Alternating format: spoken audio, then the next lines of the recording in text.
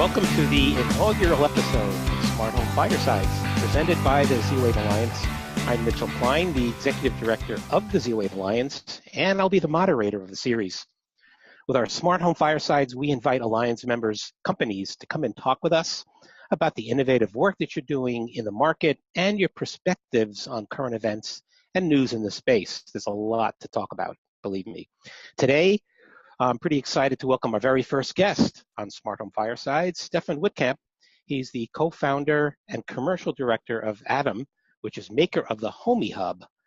Welcome, Stefan, and just to kick this off and tell us a bit about Homey and what makes it unique. Oh, thank you, Mitchell. It's great to be here. So indeed, we are the makers of Homey, and Homey is a central hub within your smart home. It's designed as being the heart of a smart home, we call it, and it ties together all the different wireless and smart devices anyone can have in their home.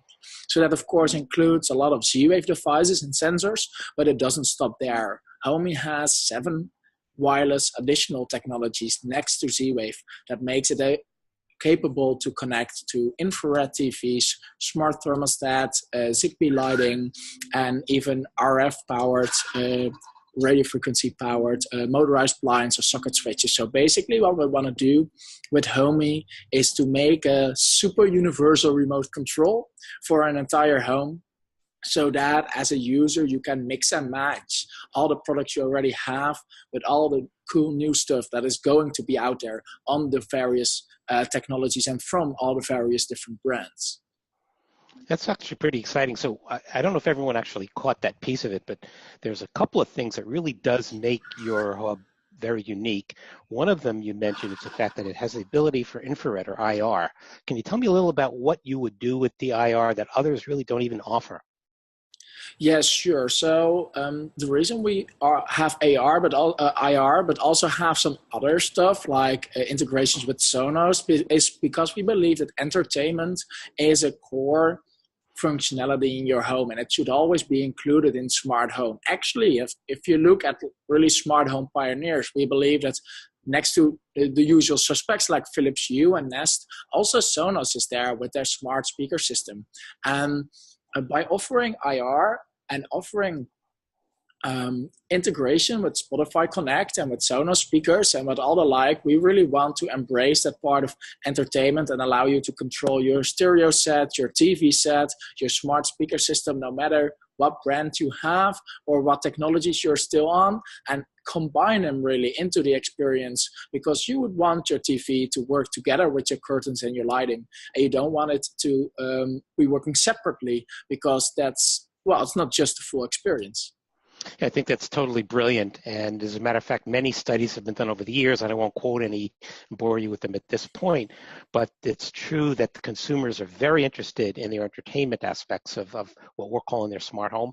They may not be so excited about monitoring their consumption, their power consumption, but when it comes to entertainment, they're all in. So I think that's really brilliant that you've added that into your hub, and it's truly a differentiator. Can you tell me a little bit about how you're going to move the needle on consumer adoption? Yeah, so what we see right now, if you look at consumer adoption of smart home, this is of course the pinnacle of almost every research done there. It's the focal point of all retailers and all manufacturers, because it is to some extent a little bit lacking of what is expected on the peak of the hype cycle of smart home. And we believe there are core fundamentals that are not yet 100% right, that are blocking full adoption, and we want to move the needle on that too. So first of all is interoperability. So how do devices work together? And of course, Z-Wave as a technology tries to solve that within its ecosystem, but we believe that's not enough. And that's why we combine Z-Wave with other technologies that are out there, some inferior, some alternative, but they're all being used. And that's the most important part. People don't want to know even which technology necessarily they run on. They just want stuff to work together.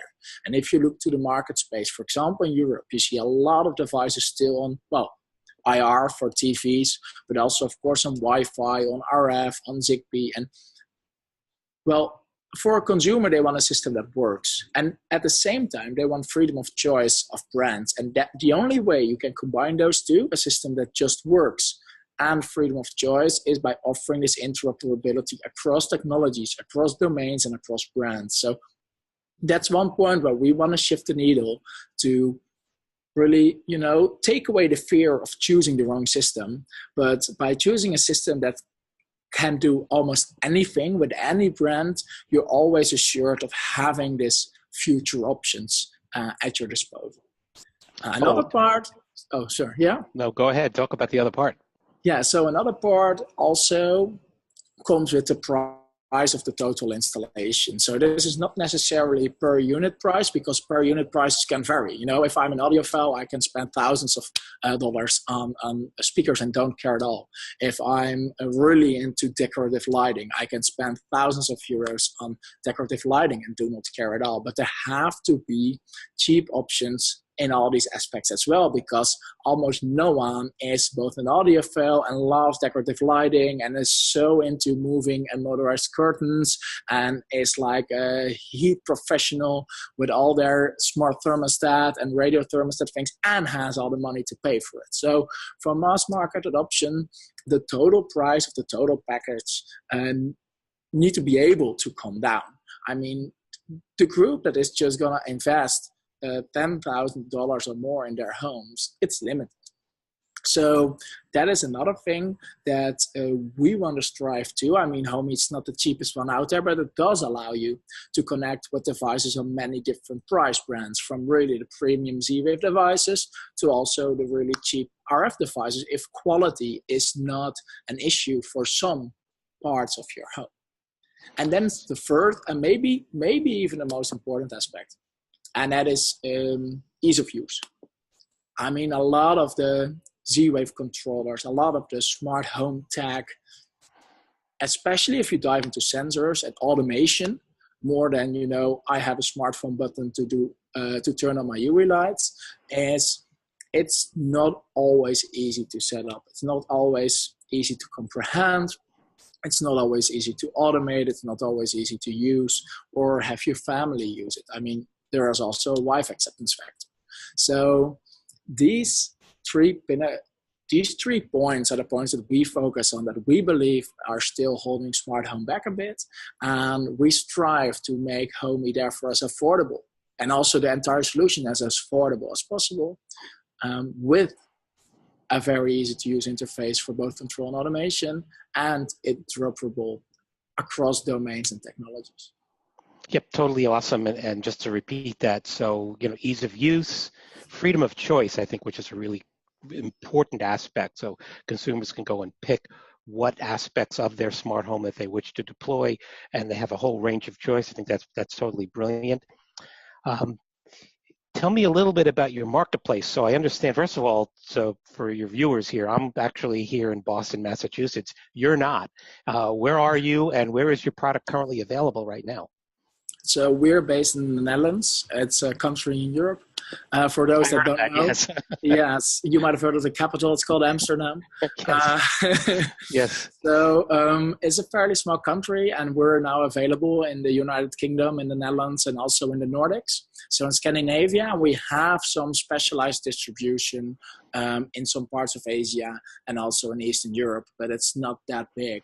We focused on Europe first, but are planning on doing stuff across the pond in the States too. So in the future, you too will be able to enjoy Homey in some form. But as you also know, regulations differ, frequencies differ, project partners differ, project sizes differ. So we set our focal point to something we knew. So our first steps into the future will be to become available better here. So that means more languages. So we can do localized German and France market tailoring, and then also indeed internationalize more towards other continents. So we do it step by step. I mean, we're not a multi-billion multinational firm that can just not yet. Not yet, no. So that can just roll out a device. So we take it step by step. We're accessible now in some really progressive markets. We're going to translate to also cater the rest of Europe, also the folks that don't speak English or Dutch. And then from there on, we will continue to internationalize. So we hope to be able to cater you also in Boston, Massachusetts, or anywhere else in the States or Latin America as soon as possible. Well, Stefan, I can tell you I'm going to put my order in, and I'll be waiting anxiously to get a chance to play with it because it sounds like a pretty cool product.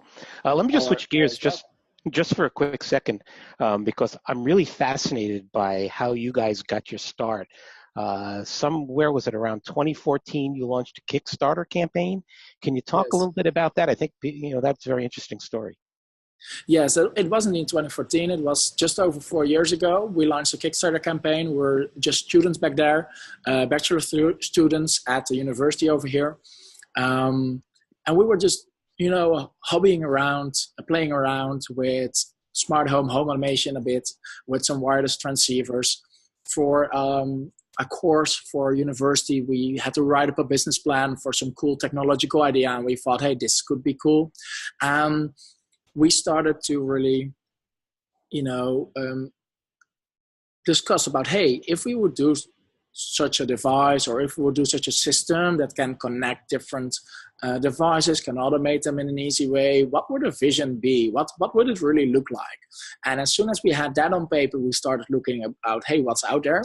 And the gap was quite huge. I mean, you have of course, the aforementioned entertainment not being included part, but also from the other side, you see in user experience, it was often a lot for just the taggies. You had to be able to program or to be able to know scripting languages just to do a little bit more than button light bulb. We thought, okay, we want to make this thing that really controls everything, right? And that has two parts. It has to have the wireless technologies to talk to these devices like Wi-Fi, Bluetooth, Z-Wave.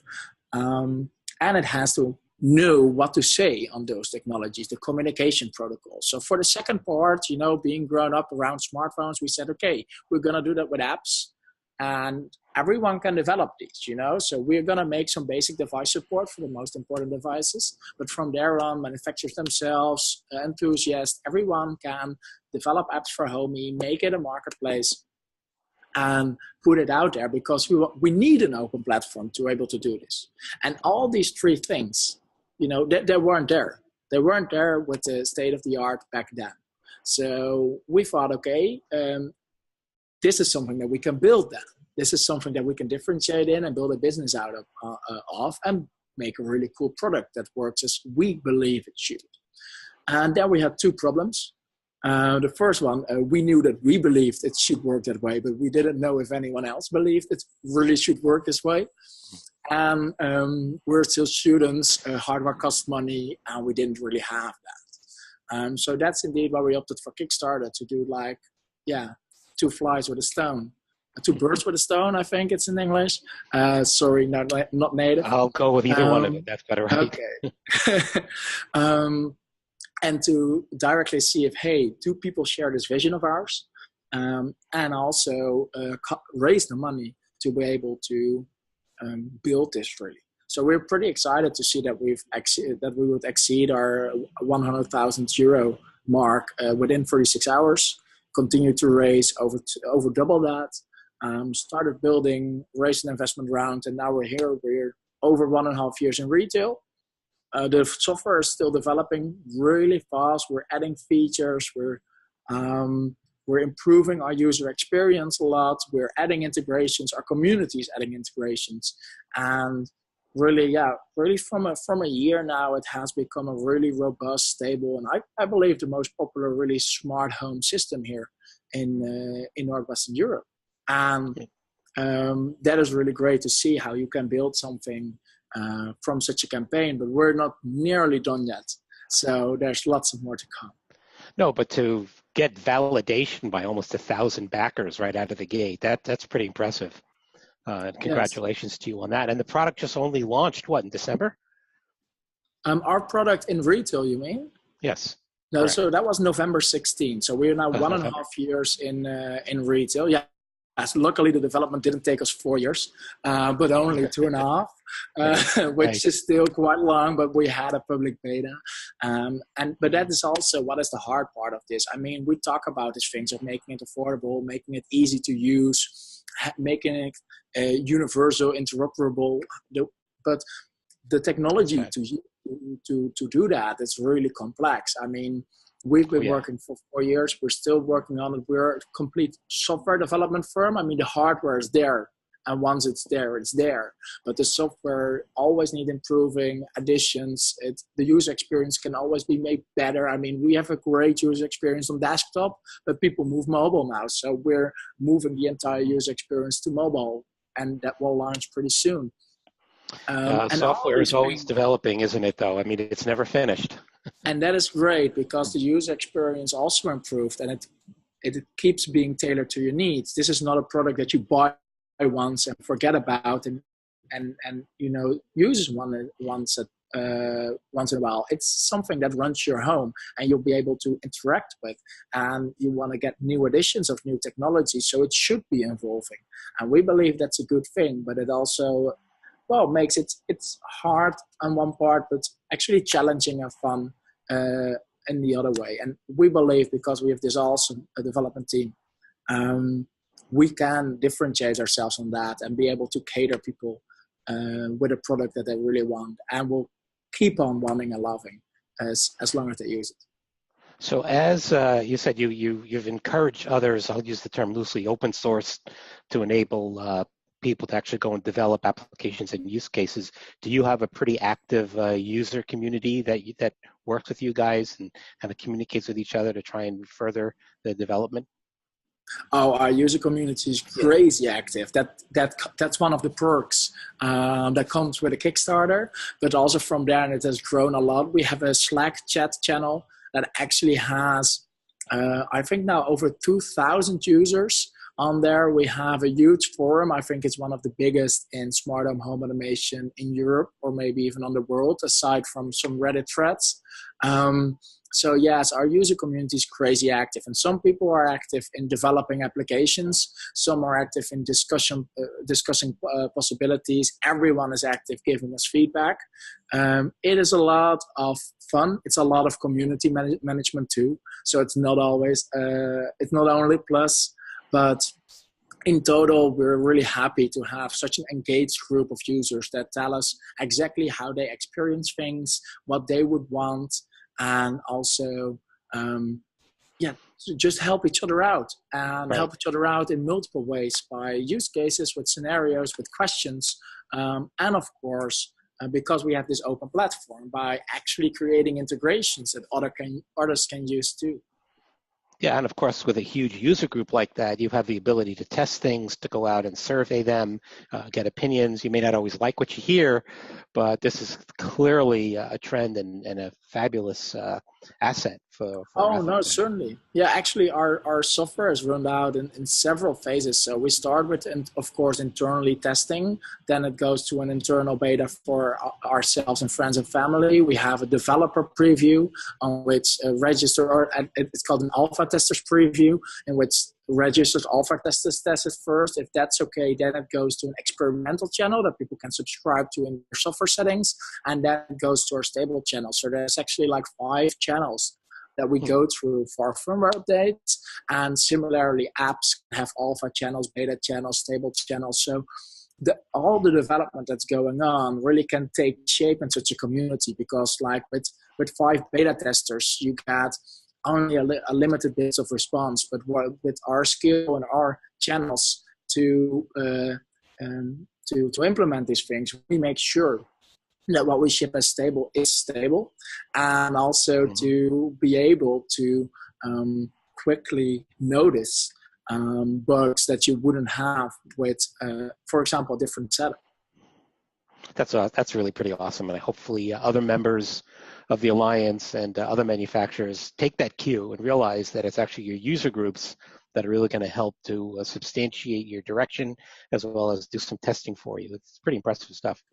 and promote your product. We see a lot of That people helps. that buy our product because friends and family or coworkers have one and recommend.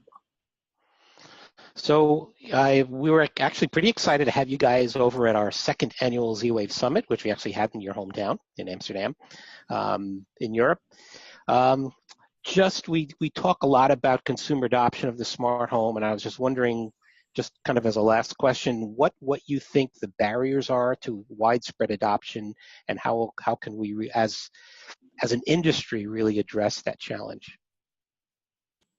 Yeah, so some holdbacks for adoption, of course, we already mentioned. I think next to that, it's really important to focus on, what added value do you bring to a user? What are the use cases he or she is gonna love about a smart home?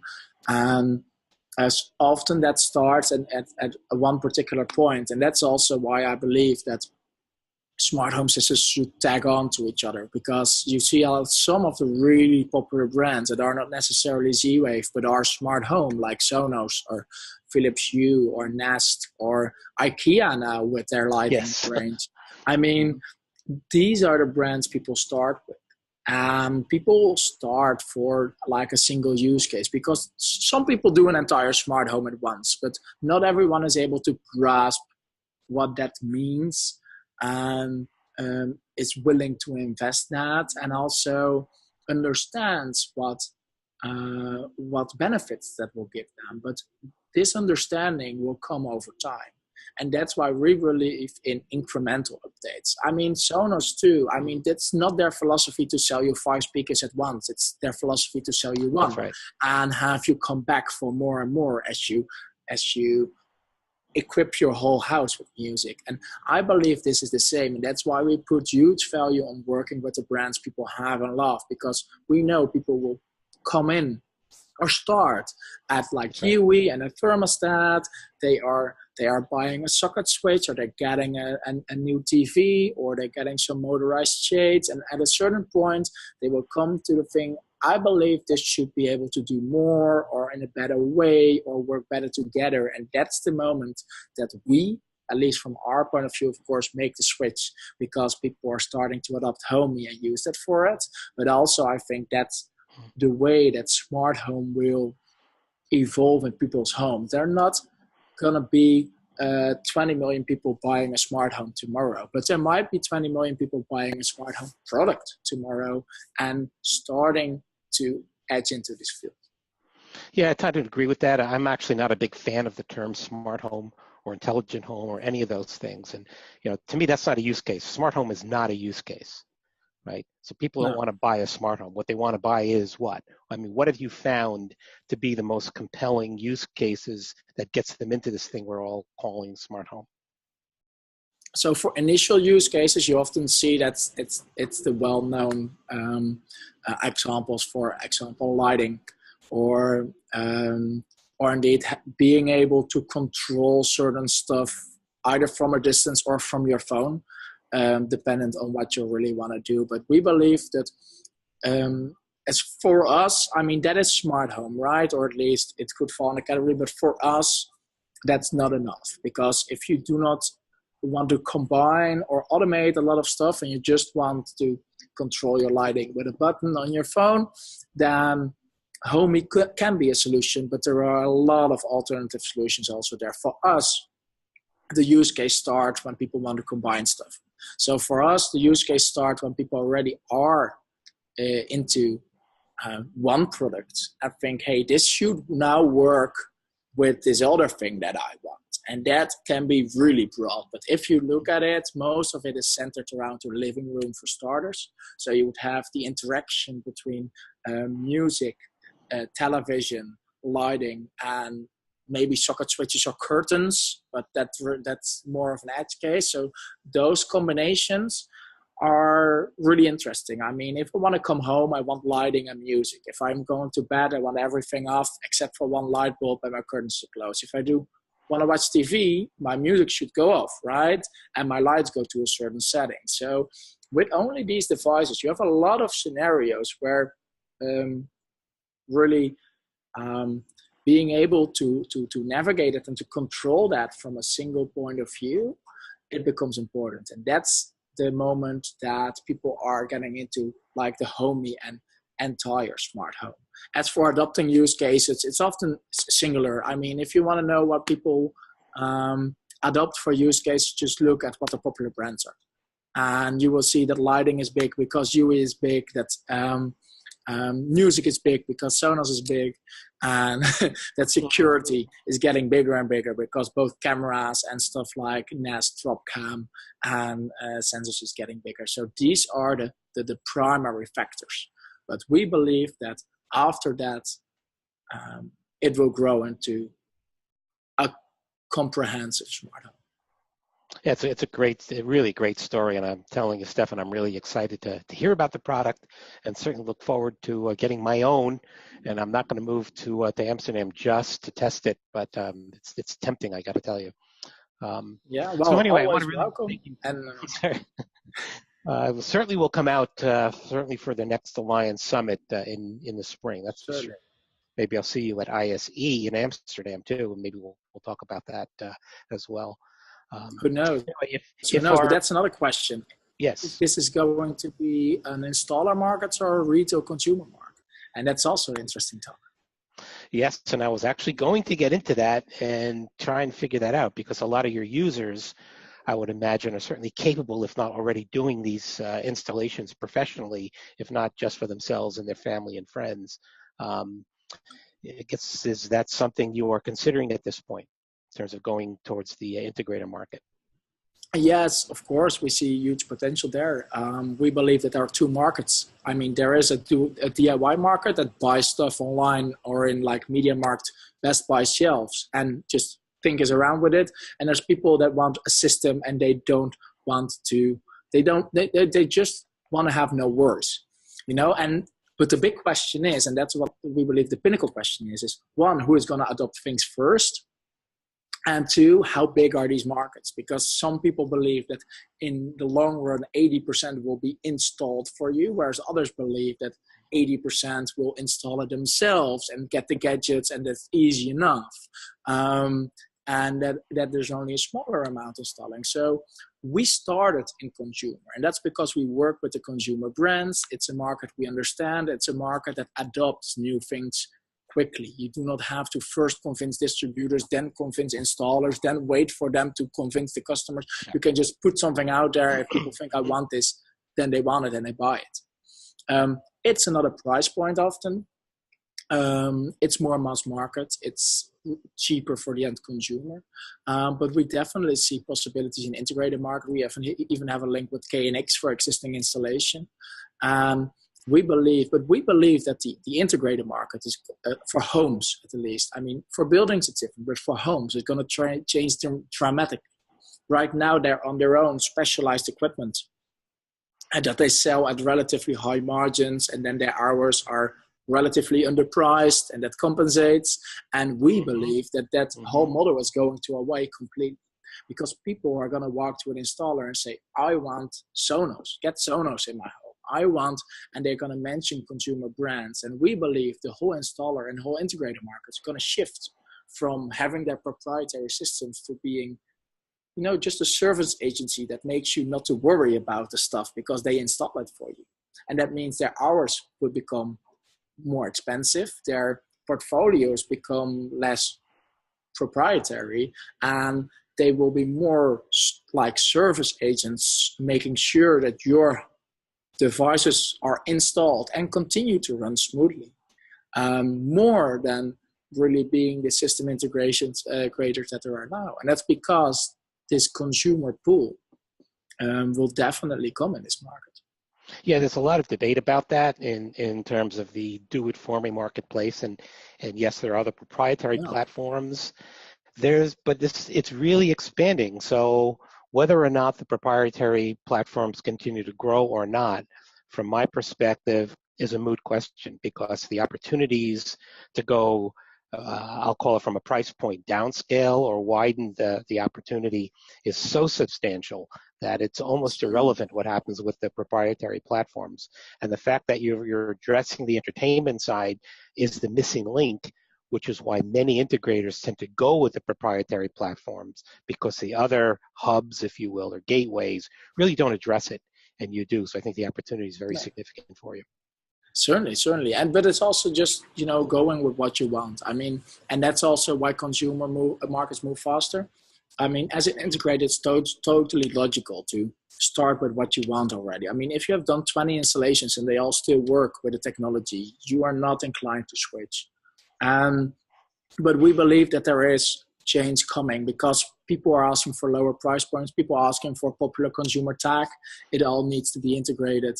And this market is indeed expanding hugely because it gets cheaper. I mean, there will always be I invest 100K in my home to have it totally wired and I don't know what type of system. That will always be a market that is there. But there is a new market coming at a lower price point. And if you can service that one right, then indeed, as you say, also as a do-it-for-me service provider, the potential is enormous. And you can leverage all these devices and consumer devices and wireless technologies, which make it way more cheaper and easier to install, to have a really attractive project pricing at rates that still see you having your business in a way that, well, not really like you're used to, but at least with the bottom line that you're used to. Yep, I totally agree. And you know what, I love to keep going on with this conversation, but I think we're kind of running out of time, but I want to continue at other points. The question for you now is, okay, so we've had people watching this video. Stefan, how can people find out more about Homey and how can they reach you? Of course, yes. Well, it's always happy to be in touch. We're always reachable also through our support channels. More about Homey is by typing in Homey in your browser or going to athom.com, athom.com, which is the site of our company. And Homey, if you spell it right, and that's ending with EY, you will find all the information you need. Our user forums, our Slack, our email addresses, our videos, and everything else that you would want to know about our product. Because since we're an online and consumer first company, we have to put it online anyways. That's awesome, Stefan. I want to thank you for joining us on our inaugural event. And if you want to reach me, I'm Mitch at zwavealliance.org. That's z-wavealliance.org. And obviously, we know we can reach out to Athom and Homey. Stay tuned for more excitement coming out of the video channels here. And Stefan, I look forward to seeing you again very soon. Thank you. Looking forward to it too.